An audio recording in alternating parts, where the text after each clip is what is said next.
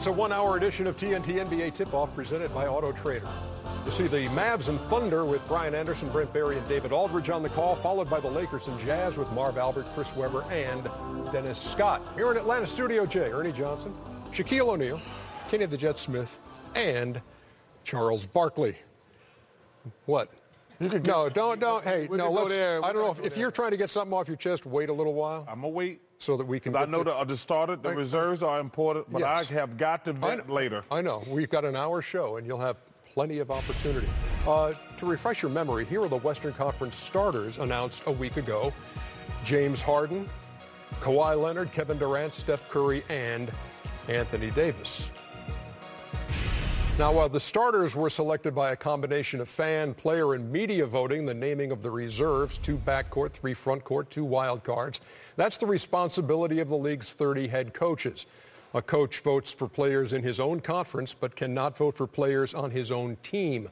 We're going to start in the Western Conference, and the biggest no-brainer of them all.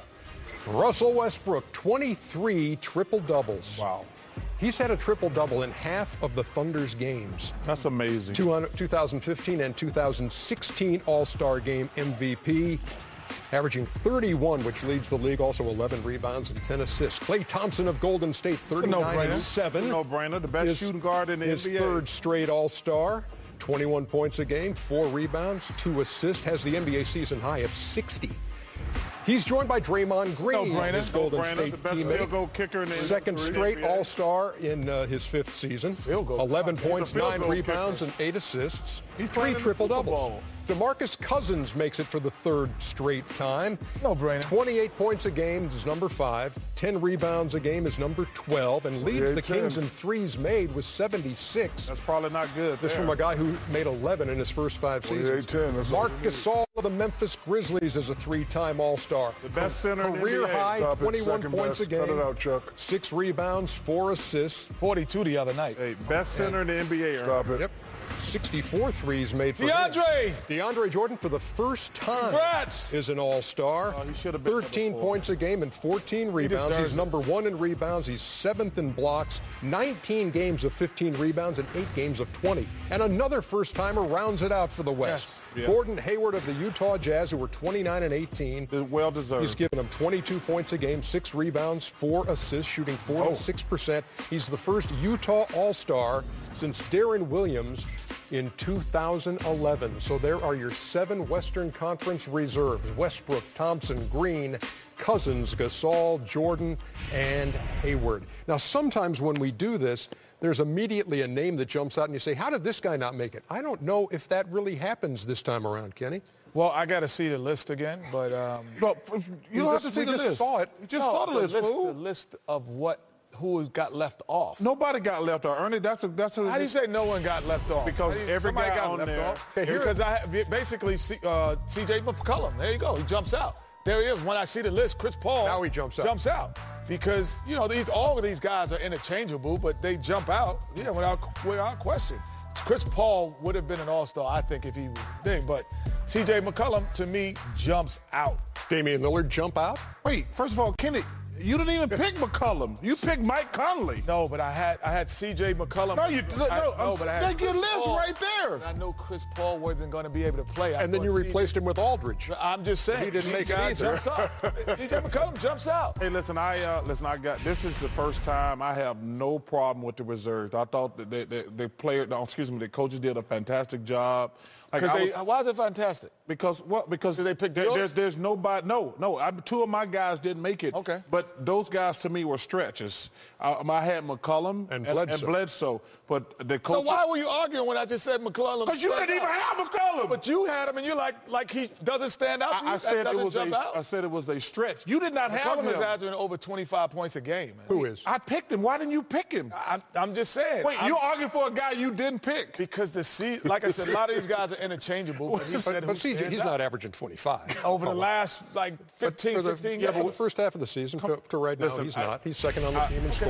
I have no problem. I love McCollum. I love Lillard also. But I actually think the coaches got it 100% correct, Ernie.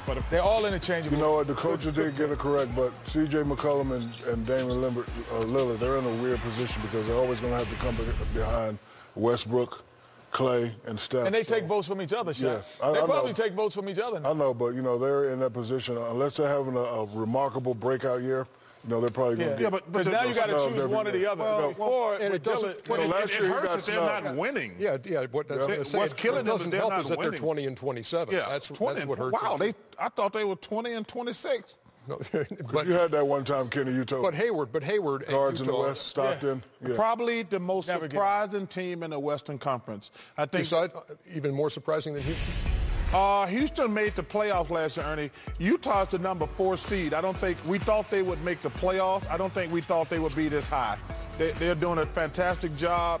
You know, George Hill has had a terrific year. So has Rudy Gobert. Yeah, Goober's had a terrific year, but I don't think anybody thought they would be number 4. Congrats to my guy, Gordon Hayward. Well-deserved. Trey Mamba. Trey Lyle. I know, but Mamba. A.K.A. Ed Sheeran is also in Mamba, I like Trey Lyles, but he's not a Mamba. He's like that little green garter snake. He's not playing well enough to be called Mamba. You will see him at the Rising Stars. I like Trey Lyles. I actually thought a garden snake, Chuck. he's a garden snake right now. I thought he was going to non-venomous snake. You know what, Shaq? You know when me and Ken have been doing March Madness, there's 2 guys I really like this. Don't guy. I do March Madness with you too? It's half the time. Yeah, half the time. But there's 2 guys I thought by now, there's 2 guys right now, it's like that guy's going to be a star. And I'm not down on him yet, but I'm surprised they haven't played. Trey Lyles, and I think his name is James Young from Kentucky. I thought those 2 guys, when I saw him play in college, I said, man, those guys are going to be terrific. They're still early, but I like Trey Lyles. But the young kid at Boston has really disappointed me. So, Rudy Gobert, I keep going back to him. There was a lot of support for him being there. Is that too much to ask to have Hayward and Gobert on that All-Star team? Yeah, you know, he's a big, and, you know, I know they don't really count centers, but, you know, DeMarcus, who I think is the best center in the league, you know, 28 and 10, you know, that's all I ask out of, you know, any dominant big man. Marcus, and then DeAndre Jordan. You know, he's playing okay, Ernie, but he's not playing as well as those guys. Well, the center is back in the Western Conference. Yes. Like, they have 3 centers on that list. So I'm not sure. Hopefully they put it back on the ballot. Putting that on the ballot. You know, DeMarcus Cousins is a very, very talented player. Don't you think you're biased because of your Sacramento bias? Because you look at guys like Marc Gasol, who... I look at numbers, Chuck. Numbers don't lie. Well, actually, sometimes they allow a lot in the NBA. No, they don't. Because when you play on bad teams, you're just the best player on a bad team, and you get the ball more. So numbers do lie at times. I think DeMarcus is a very talented player. And ain't no way Marc Gasol is the best in the league. You tripping. Yeah. First of all, you a forward. You speak about the forwards, I speak about the center. You don't know what the hell you talking about. And I'll speak about the guards, I guess. I know what I'm talking about. Got all the positions covered. There you go. You stick with the power forwards, I know what I'm talking about when it comes to big. Thank you very much. I would say that DeMarcus Cousins has the potential to be the best player at his position. The only thing that we want to see is those numbers in winning environments, because those numbers in winning environments, we know those are. They will be your numbers, actually. They would be it. He's averaging your numbers, but not only are they not winning, they never win. Like, don't say never. Don't say never. They beat Cleveland last night in Cleveland. I don't want to hear that. Wait. What I'm talking about as far as making the playoffs. What about LeBron James? No. Look, we're going there. We're going there later, and it's Sacramento only a game and a half? I know. Out of the 8th spot in the Western Conference right now. Oh wait, so now we're bragging about being number 8. Number 9, actually. When we come back, the game and a half out of it. We're number 9. We're number 9. We're number 9. No, but DeMarcus no, they're number 10. The 7 All-Star reserves in the East. Come on, Embiid. Come on, please make it Joel Embiid. Hey, sit to the ball. Stop it.